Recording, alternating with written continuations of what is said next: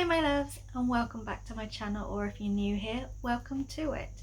Today's video is my monthly wrap up, so let's get straight into the video and see how I got on in my reads for June.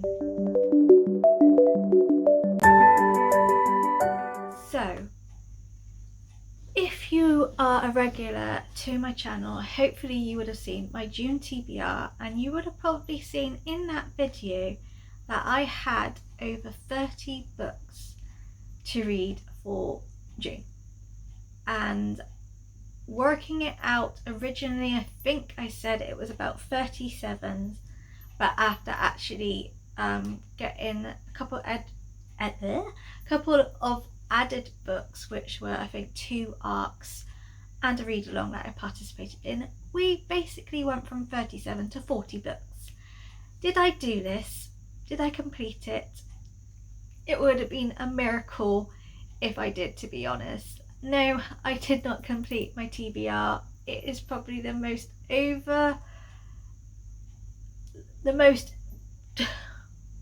why I thought of doing this, I don't know, but I like to overachieve sometimes, and yeah. So basically, I have read 33 books this month, which I am like, yes, because I don't even know how I managed to do that, but actually I didn't complete the whole of my TBR that was planned. If you haven't seen my June TBR video, I have linked it down below so you can quickly just recap what I had planned in that month. But basically, I had a lot of tour books I needed to read. I hadn't had other books like book clubs and things like that, but I also decided to take part in Maddie's Whatever You Want-a-thon or whatever-a-thon, and to be honest, if I didn't have tour books, I would have been able to smash that readathon, but I obviously had tour books already set for that month. I already had book clubs that were set for that month, and it was only like, you know, it was nearly end of May that we got told about Whatever You Want-a-thon, and I wanted to join in, even though I knew deep down that it was probably mad to do so. Now in whatever-a-thon, I did pledge 12 books. I will link down the video of my Whatever You Want-a-thon TBR video so you can recap on that, but I pledged 12 books. However, I had 14 books on my TBR as I really wanted to complete all of the prompts. There are 15 prompts, but I did 14 because one book doubled up for 2 prompts. I unfortunately didn't complete Whatever You Want-a-thon. I didn't even get to pledge my 12 books. I instead pledged 7 books. I'm 5 books off, but basically I just realised by one of my vlogs, which I'll also put in the description box, where you pretty much see me come to realise that this is too good to be true, that there's no chance I'm going to do it, so I admitted defeat. But basically I just knew for well I wasn't even going to be able to manage the 12 pledged books because I had so many other books that were on my TBR. I think if I knew whatever-a-thon was going on like early on, then I probably wouldn't have signed up to as many tours as I did, but because I didn't know until like after all of that, yeah. But I still had fun. I managed to pledge 7 books, which is still good, and at the end of the day it is just for fun. You're not getting anything out of it really. You're not like getting like a prize or something. It is generally just for fun, you know, to talk to new people who like books and stuff. So I'm not too disappointed. I would have liked to have completed it because I knew deep down I would have been able to smash it, but because I had so many other books on my TBR, yeah. So the books that I didn't complete, I'm going to go through them quickly so you know why I didn't. So first up is The Lovely Bones by Alice U. Bold. This was a buddy read with my good friend Sophie. I didn't get a chance to read this. I actually have it on audiobook, but I still didn't get a chance to do that. I don't know whether Soph actually ended up reading it herself, because when we did catch up together she hadn't even started it because she was quite busy. So whether she did or not, I don't know. I haven't heard anything, so but I didn't do it, and I wouldn't blame her if she didn't. I just hope she hasn't, because I'll feel really bad then. But I didn't complete this. Also, I didn't get round to reading Stranded by Stuart James. This was the Thriller Girls Book Club pick. I didn't get to pick it up. I'm disappointed because I think I'd have really have enjoyed this, and it's not overly big, so I could have like done it in one sitting, but I just didn't get the chance. And you know, I'm filming this actually on the last day of June, and I know full well I'm not going to get to it. I've got other books still to read, and yeah, so haven't done that, but I am looking forward to reading this at some point, but I just don't know when. To the books that I didn't get to read for Whatever You Want Upon is The Prison Healer. I haven't got a dust jacket, but it's pretty like this anyway. I have actually read some of this, so I'm on page 127, chapter 13, but there's just I haven't got the time to finish this, but I really want to because I was thoroughly enjoying it. Also, Gideon the Ninth by Tamsin Muir. I got to page 17, no, chapter 17, page 187. I'm not sure about this book. I've gotten this far and I'm not overly vibing with it. Like the first half of this book, I was loving it. I was loving the banter and the characters, and I thought, oh, this is going to be an easy 5 stars. And so far, it's not going well with me. It's just gone really high to. And if I'm going to be totally honest, I don't know whether I want to finish it like I do to see how it ends and what my actual overall rating would be. But at the same time, the bits that I've read, I've just been quite bored. So don't know whether I'm ever going to get back to this and finish it. I'd like to, but I don't know. Then I never got to start The Unbroken by C.L. Clarke. I really want to read this because it sounds fantastic, but I just didn't get around to it. But I know this year I will eventually read it anyway. Also, Between Perfect and Real by Ray Stovey. This wasn't actually on my TBR. Originally, I had put The House in the Cerulean Sea. But if I'm going to be totally honest, I wasn't vibing with it. I wasn't overly in the mood to read it, so I picked up this to go into that prompt. I did read a bit of it. I got to page what page did I get onto? Got to page 71, chapter 9. I'm enjoying it, but I wasn't in the mood for it. But I do want to read it and finish it because I think I will love it. I wasn't in the right mood for it. Then another book that I didn't even start was The Final Empire by Brandon Sanderson. This is Mistborn book 1.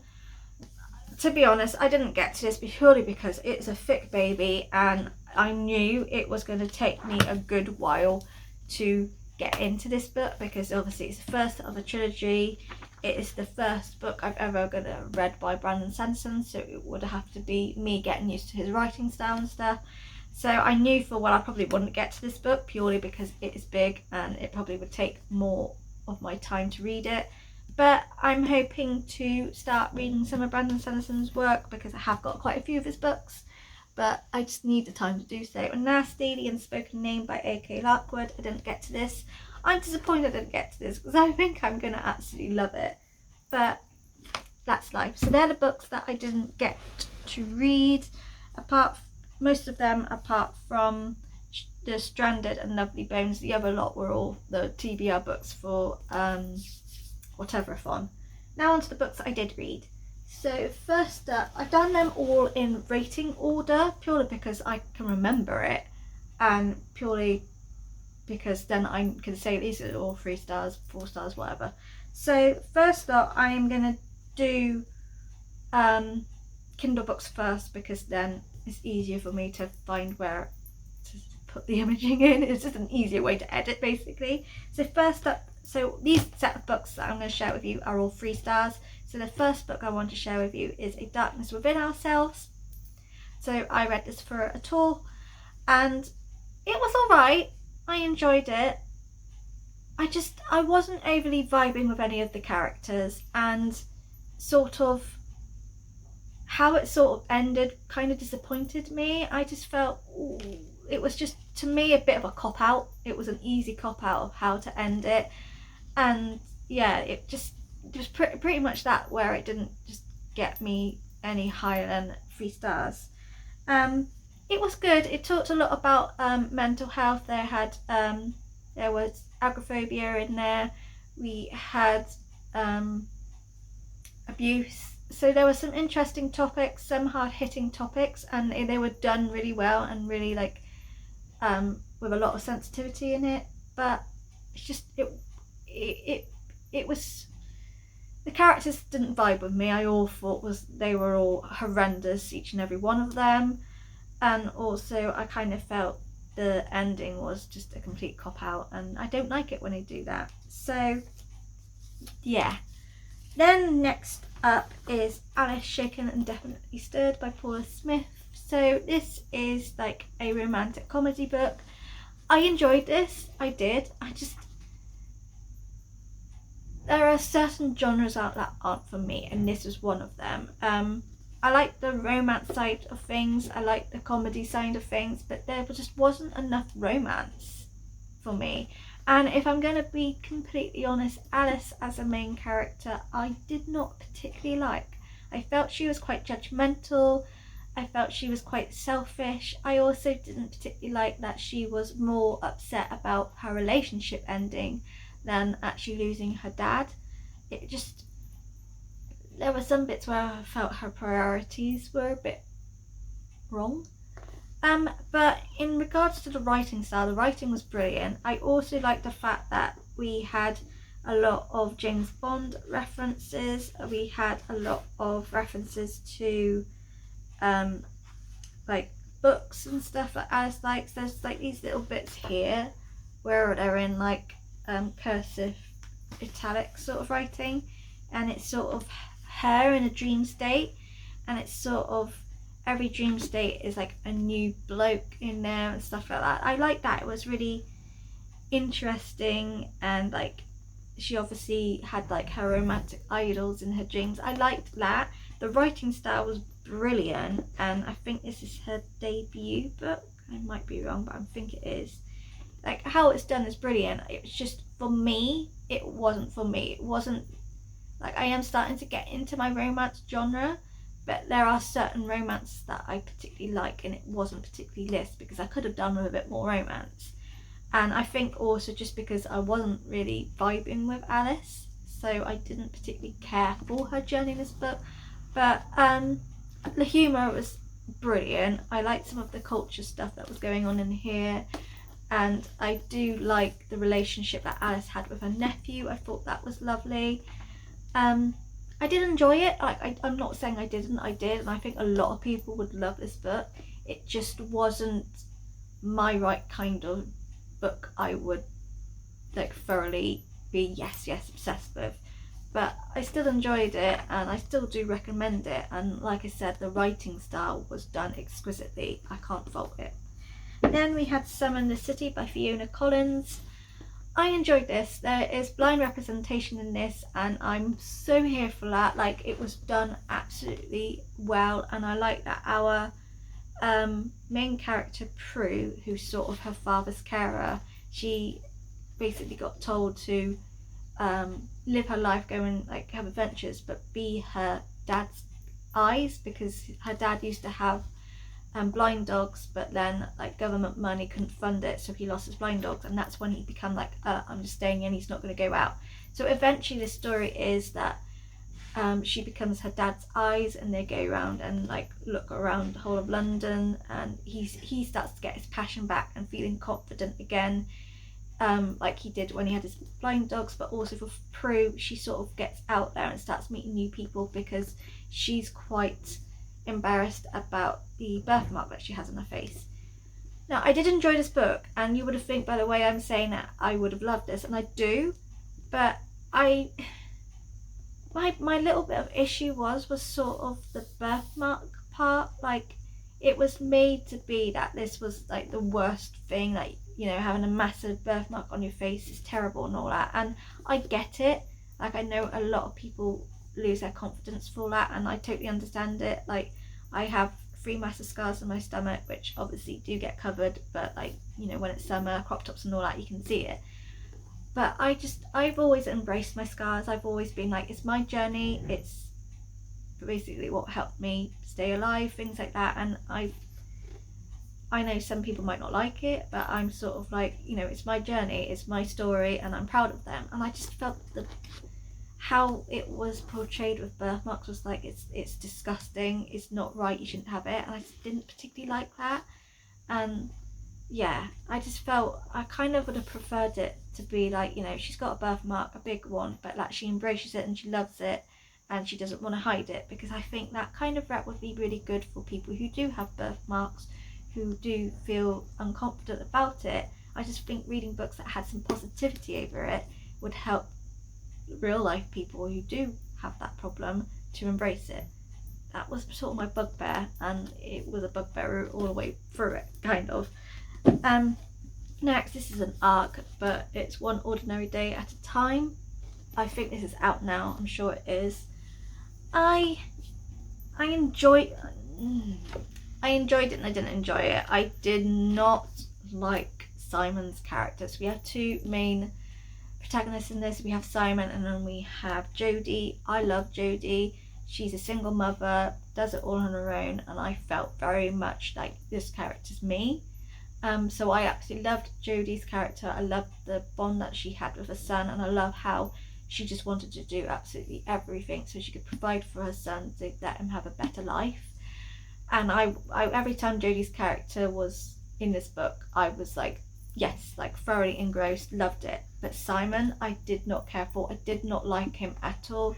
Obviously, there were a few like past truths that came alight for Simon, which I kind of could probably see why he probably was the way he was. I wasn't keen on him, and I must admit a lot of his chapter parts I sort of like didn't read properly. I skimmed through because I just did not care for him. Like, I feel like if this was just a story about Jodie, I would have loved, but because of Simon's character, I could not stand him. He wasn't a likable character, and I can understand why we had him in this book because of what the book was portraying. Like, you know, it's two characters that wouldn't usually bond together did, and like, you know, two characters who really are intellectual and wanted to like get somewhere, but for certain different reasons it didn't happen. And like the ending is like them getting their dreams, and I think they sort of have a firm friendship, but it seems like there might have been possibly a chance to be more, but it wasn't like a full-on romance sort of thing. I think it's like insinuating that there probably might be. It was all right, but I just, like I said, I didn't like Simon, and because I didn't vibe with one of the main characters in the story, it doesn't help the book. Then we're on to 4 stars. So first up on Kindle was Mariana's Secret. This is actually second book in the series, and I never got to read the first book in time, so I got a little bit lost. It isn't a standalone series, so for that, like, I enjoyed it, but I feel like I should have read the first book to understand, and I will be reading the first book because I'm reading book 3 and book 4 in the upcoming months. So I am going to read the first book to then get back to the second book to understand it better, so then when I get to 3 and 4 I understand. But from what I read, thoroughly enjoyed. The writing is brilliant, and yeah, I honestly think if I read the first book and, you know, in time, I probably would have understand everything more and enjoyed it more. But that is my only issue, and that was my problem, not the book. Then we have Chasing Shadows. Really enjoyed that. It's got steampunk, which I'm slowly getting into. The first steampunk book that I read is actually in this video, so I'll go to that, but I want to read more. It's just fascinating. We've got like a big airship that's going on. It had like heists and things like that, which was felt like Six of Crows kind of thing, which again I read this month, loved. So yeah, I really enjoyed it. And I definitely want more of this book. And then we have Tremi Sinclair. obviously that's not the whole name, but I cannot be bothered to say the whole very long title. But Tremmy Sinclair, this is about a teenage boy who's got terminal cancer and he hasn't got long to live. His family pretty much want him to try all treatment to get him to have longer life, but he doesn't. He just wants to die when he has to, basically. And so with that, it's sort of about his medical assisted dying.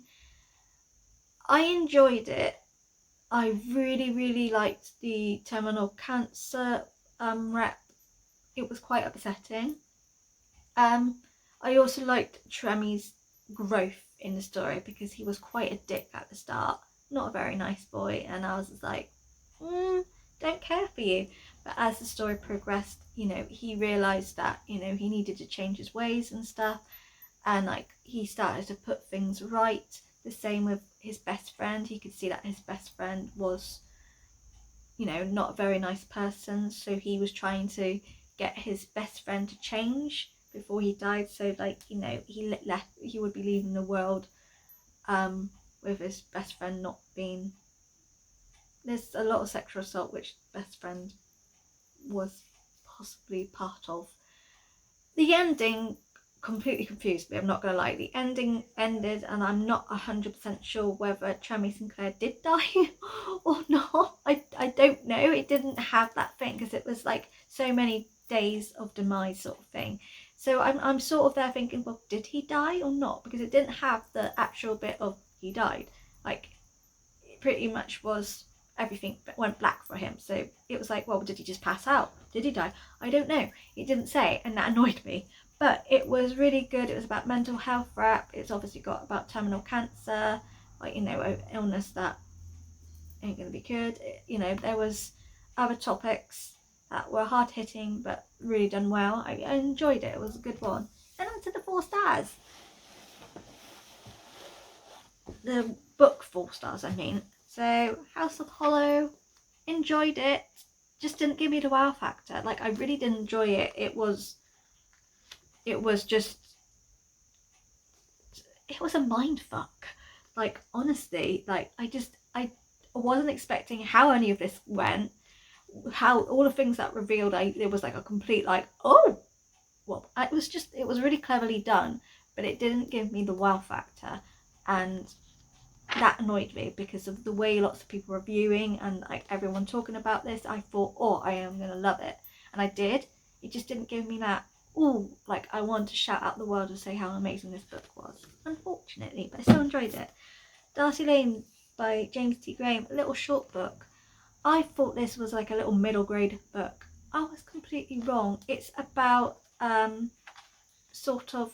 it's about 7-year-old Elise Rose, who witnesses her mother getting brutally murdered, and we then go so many years later, 10 years later. No, she was 21, wasn't she? Yeah, I think it was so many years later. So she managed to have a bit of a childhood. She went and lived with her dad and all that, but when she hit 18, she got put into a mental hospital because something just triggered her and she went into a massive psychosis. She then was allowed to get out of the mental hospital. I think she was about 21. And then it was sort of her trying to get her life back. So she moved back in with her dad. She made friends with a childhood friend that she was friends with when she was living with her dad before she went to a mental hospital. She finds this house on Darcy Lane that she pretty much just fell in love with and she really wanted. And she always went and visited it. She pretty much had all these ideas of how she was going to make it hers, but she had no money and all this. And so she meets someone who claims that he was very good friends with her mum, and so she starts, I wouldn't say they were dating, they were sort of messing around, I suppose. But it turns out that he is a burglar. He goes and burgles houses, which is where he's got all his money and all that. And so basically he wanted her to go on this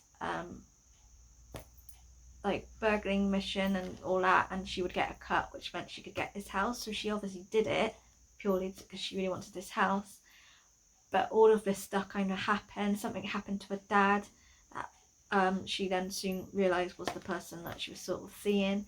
And unfortunately, it started another psychosis, and the book ends her back in the hospital. So it was a very fantastic book about mental health, and I was not expecting this. Book surprised me because I was expecting a middle grade book about like this child, not what actually it was about. So definitely recommend people reading that.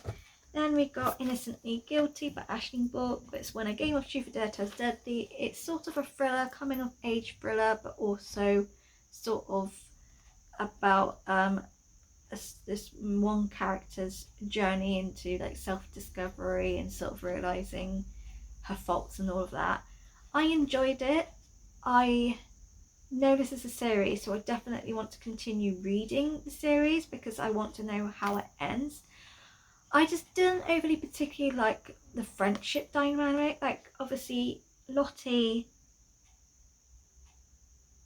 has her flaws because it was mainly focused on Lottie. So Lottie had her flaws, and I understand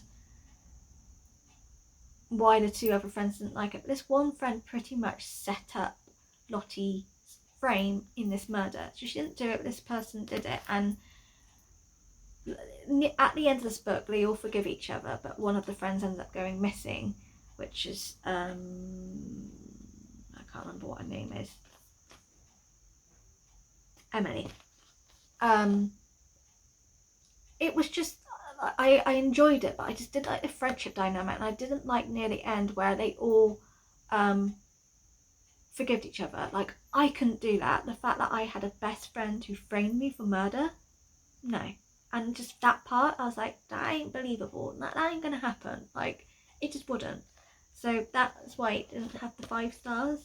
But it is a series, and I really want to read the series to know what happens, because obviously one of the friends is now missing, and I now want to know like what happens to that. But it also has a different culture. So Lottie ended up going on an African adventure to pretty much reveal answers of what happened on the night of this person's murder, because she sort of believed she did it, but she couldn't remember. But it's also sort of her realising what not a brilliant friend she was and stuff. This like summer camp in Africa completely changed everything, and so I liked that. But yeah, it's just the friendship dynamic and how they all sort of became friends again, even though one of them set this Lottie up for murder. So yeah. Then we have Stephen from the Inside Out by Susie Steed. Really enjoyed this. This is sort of about basically Stephen gets diagnosed with mental health problems, and he goes through all of this like stuff in mental health hospitals, but it turns out that he has got autism.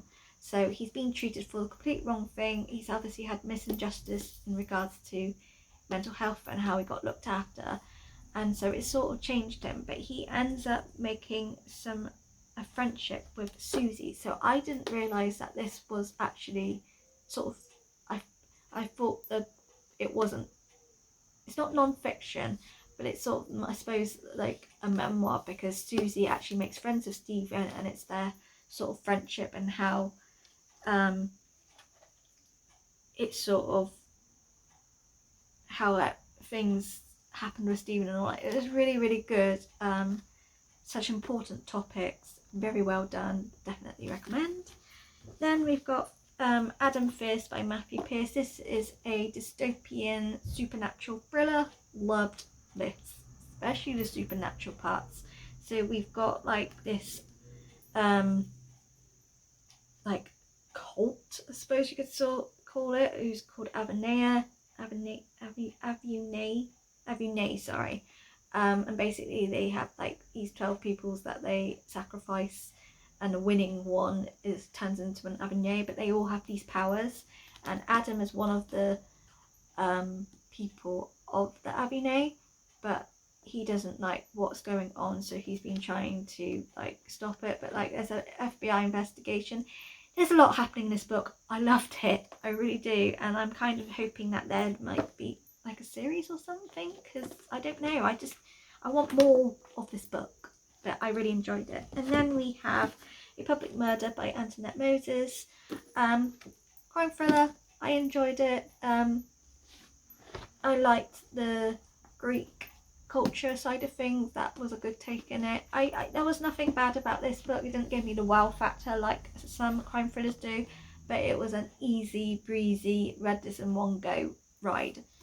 And then we have my 5 stars, which I'm gonna breeze straight through because we've got a lot. So first up, Kindle wise, we've got Gothicana. This is dark academia, dark romance. Absolutely love this. My vlog that I have down in the description, I wasn't sure where to rate this because I was just left so baffled. But as I was thinking about it, I was like, no, I love it. I love it, actually. It was just so well done. It was so well done. It was, oh, it's good, it's good. I'm not going to go into it purely because I did go into it quite a bit in my vlog, and also there's a lot that happened in this that might be spoilers. But if you love dark academia, if you love dark romance, read this book. It's fantastic. And also there is a Gothicana soundtrack. Recommend you to go and check that Spotify track out because the songs on there are brilliant, and I'm definitely want to reread Gothicana sometime later with the soundtrack because the songs go with the whole book so good. Then we got And Now You're Back by Jill Mansell. Just an easy heartwarming romance book. I loved it. I just loved it. I like Jill Mansell's work. She's a bit like Heidi Swain. It's just very easy, simple romance. That was what that did for me. And then the one book that I just read yesterday is Expecting the Boss's Baby by Tara Brent. Oh, loved it. It was steamy. It was straight to the point romance. They had domestic abuse that was really good. That rep was fantastic, and it really hit home with me because some of the stuff that was going on in that book I have been through, so I really resonated with that. It was just a fantastic romance. Loved it. And I've noticed like it's sort of a series, but it's like a standalone series, so I think a bit similar to the Nikki Ash books and the Kaya Kemp books that I read. It's standalone, but like the brothers and sisters in the story have their own like story of how they got with their partners. So I'm definitely going to go and download that on my Kindle because I want to read more. And then onto the actual books, cut from the same cloth. Now this is actually non-fiction. I didn't actually rate this purely because of non-fiction and all the topics were about racism and everything that's going on with these Muslim women, but because of Goodreads you have to put a rating. I gave it 5 stars pretty much because I did love it, but if anything, read this book. I'm not a non-fiction kind of person, but this was as different Muslim women's essays, and I just love the fact that these women just spoke. It wasn't really anything, it was just their platform to speak and get out all the things they wanted to say. I really enjoyed it. It was such a fantastic non-fiction, and for someone who doesn't read a lot of it, that shocked me. Then one book that is probably the best book of 2021 so far is The Crossing by Manjeet Mann. This is about enslavement. It is about running away from your country and going into a new one. This book, again, there was the vlog that I mentioned has me blubbering over this book. It broke my heart. I wasn't expecting what happened. It broke my heart. But this is written in verse, and I've never read anything in verse before, so this was the first time I read in verse. Not going to be the last, and I really recommend this book. Honestly, the reppiness, the racism, enslavement, oh, so much. Like, yeah, this is heartbreaking. Just thinking about it makes me want to cry. It's stuff that is really happening this day and age, and it breaks my heart that it does, but loved it. she's got another book called Rebel Rise. I can't remember, Rebel something, and I need to buy it because I love her writing, and just anything you need to do for 2021 is read this. Then another book that shocked me, The Girl from the Well by Rin Chupeco. This is the second book I read by the author. This is a YA ghost story.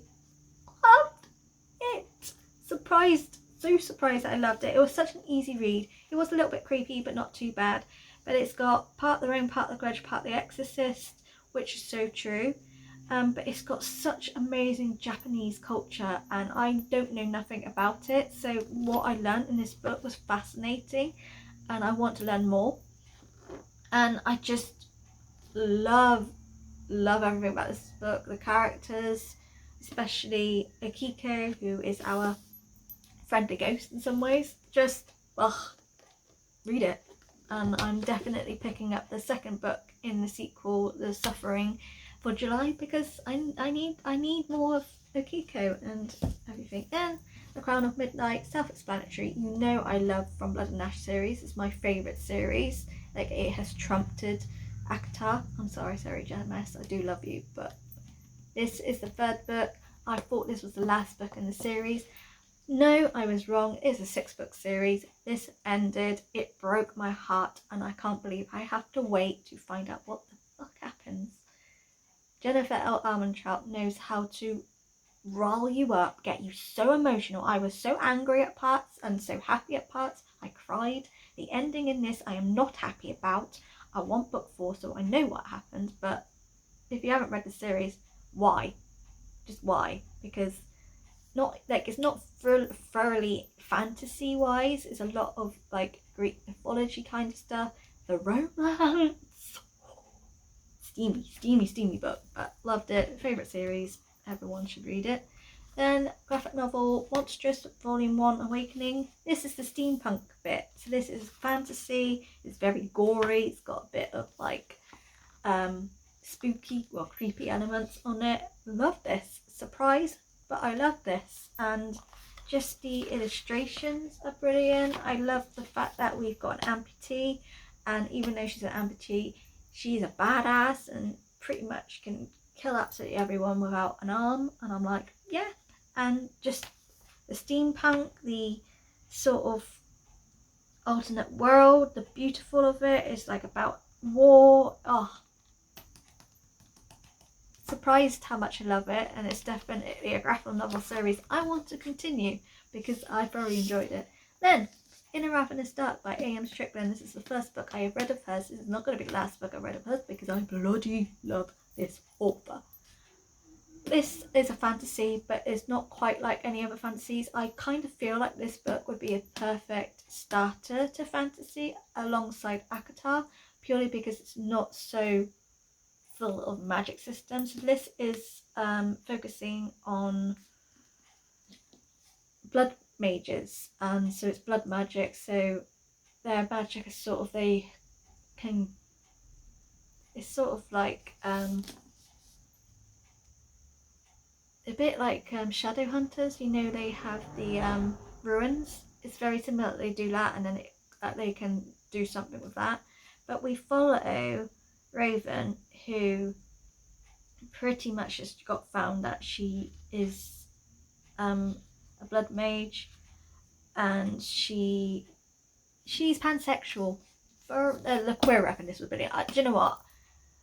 I'm not going to go into this book because there is so much I love about this book. Just read it. It's fantastic. And if no one likes this book, and I have seen a few bad reviews of this, what have you read? Because this is spectacular. This is my favourite fantasy of this year, and I recommend it to absolutely everyone, even if you're not a fantasy fan, because this is brilliant. The queer rep is brilliant. We've got non-binary. We've got a big discussion about pronouns. We've got lesbians. We've got a pansexual. Then we've got like other types of rep. We have like blood mages. Then we've got a bit of like Greek mythology retelling kind of thing. We've got vampires. We have guardians that are ghosts. We have a very, very, very nice romance to this was a threesome. I'm gonna say it's a threesome. read it, honestly read it, and if you don't like it, I hate you. Just saying. Then we've got Six of Crows by Leigh Bardugo. It has taken me a year to read this. Why did I leave it till a year? Because this is epic.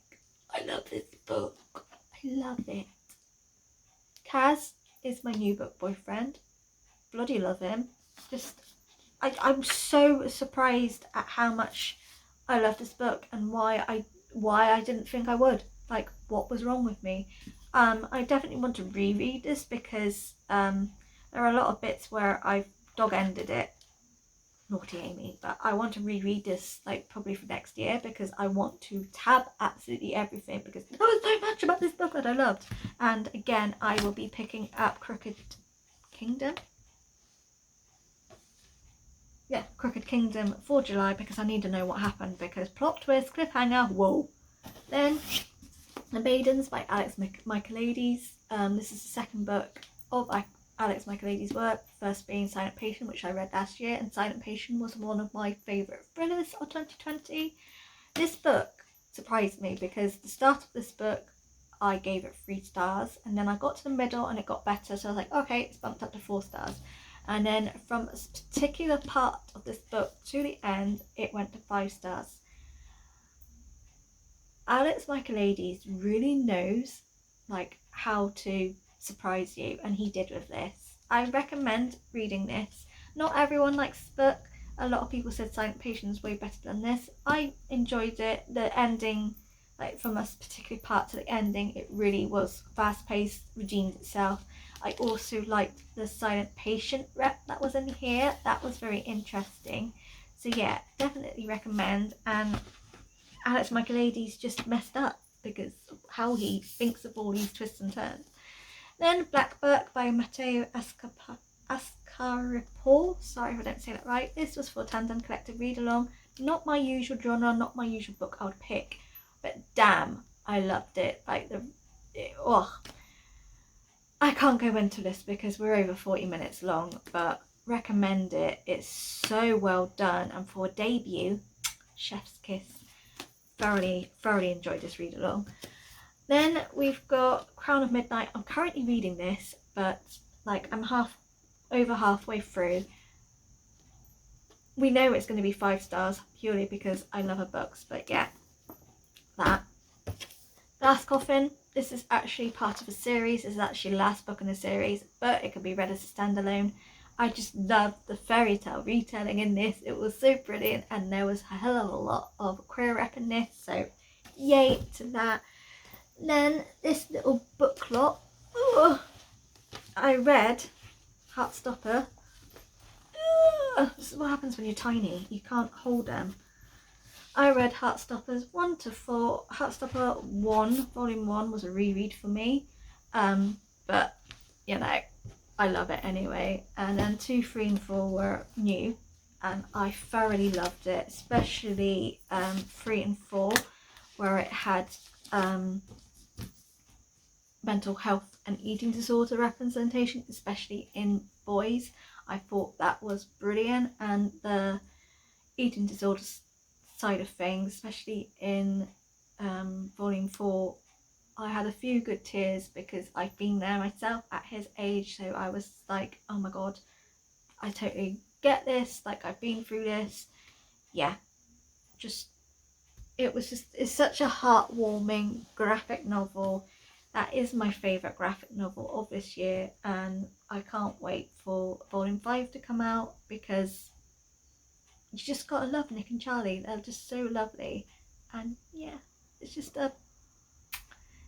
such a wonderful book. And the queer representation about like being true to who you are. I loved the bits about saying come out when you want to come out, not just because you think, oh right, I've just told people I'm gay or I'm a lesbian or I'm transgender, whatever, that you have to tell everyone else. Like, I just loved the part that said, you know, do it because you want people to know, not because you feel like you have to because you just said it to someone. And then these next 2 books are books that I'm currently reading. So I'm currently reading The Asylum by Karen Cole. So this is for my book club pick. I haven't read much of it. I'm on chapter 3, page 11. But lucky enough, not everyone has read this and this, because this is my math along, read along that I'm sideline doing. But both of these, so this is to be discussed this Saturday and this for Sunday, so I've got time to read both of them. I haven't got much to say in this. I'm enjoying it, but nothing's really happened because I'm only on page 11. But I'm kind of predicting a 3 or 4 star. I don't think it's going to be a full 5, but we'll see. And then I'm also reading The Mermaid, the Witch and the Sea by Maggie Tukudu Hall. I'm currently on chapter 12, page 103. Now the discussion for this is on Thursday, which this is Sid's Patreon book club. Forgot to say that. I forgot to also say In the Ravenous Dark is Face and Gaze book club as well, but I also read it for Whatever You Want Fun. Anyway, moving on. Yeah, I'm hoping I can read and finish this in time for the discussion, the live discussion of this, but we'll see. But if I don't, I'll still join it anyway, because I would have read at least some of the book to get a gist of my thoughts of it. But yeah, so these 3 I'm still reading, but I definitely know Crown of Midnight will be 5 stars because I love Sarah J Maas and I love this book already. But I think this is probably going to be a 3 or yeah, I think this is going to be a 3 star if I finish it, and this is probably between a 3 or 4. We'll see. But thank you for getting this far. This is a long video, so I'm going to close it up now before it gets any longer. But yeah, thank you for watching. If you've read any of these books, pop it in the comments and tell me what your thoughts are, or whether there are a few books on here that you'll desperately want to read. I recommend The Crossing. I recommend In the Ravenous Dark. And yeah, on that note, thank you for getting this far. I will see you all again soon. Bye.